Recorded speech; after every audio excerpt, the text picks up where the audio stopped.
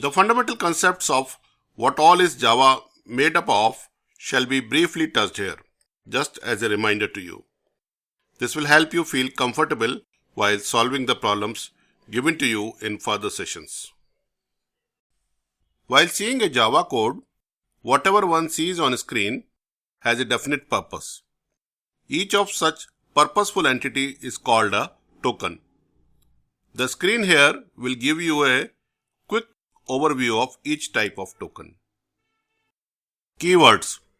They are the instructional words used in Java examples such as public, class, int, for, static, void, while, etc.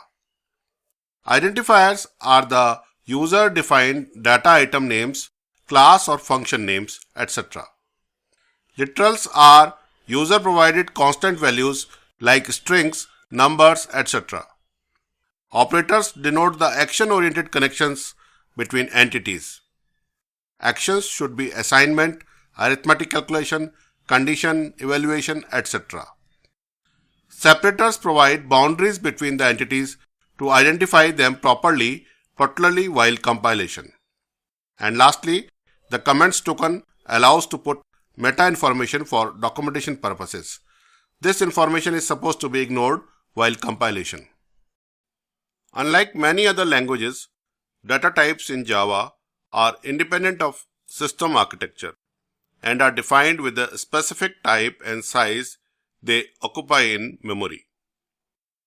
The primitive or the simple ones are shown in the table. The composite or derived ones are actually just reference templates like class, interface, or arrays.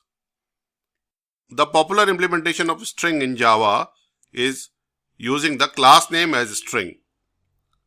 Reference implementation means something not directly definable as occupying memory unless formed like an object.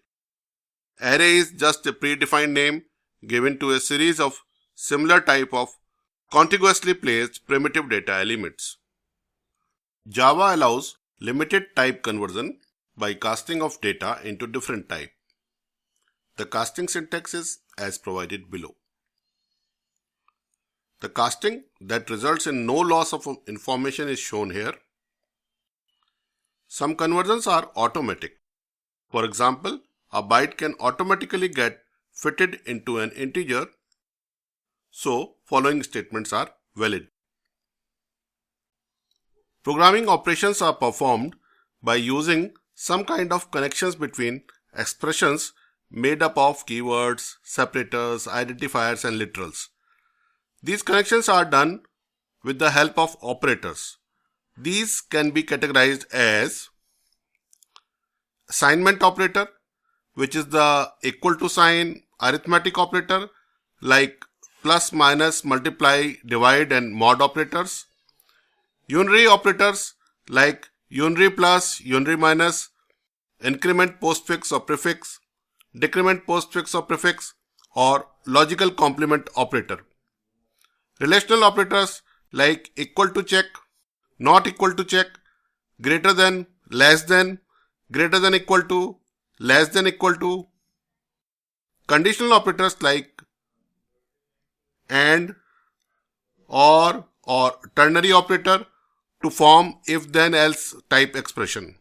There are type comparison operator and bitwise operators also that are shown here, but may not be used ever in the scope of this course.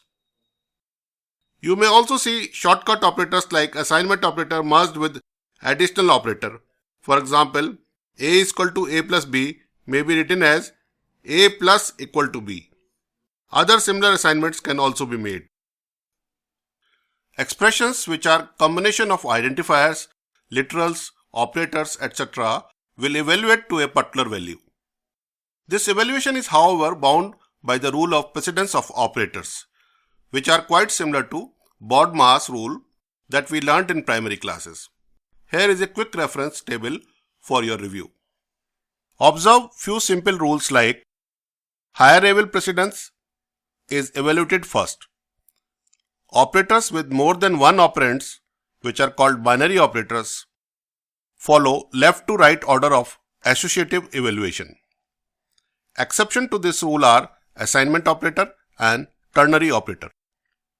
Some operators in a line are evaluated from right to left as shown in the example, where C will get filled with 1 0 first, followed by B filled with value of C and A filled with value of B.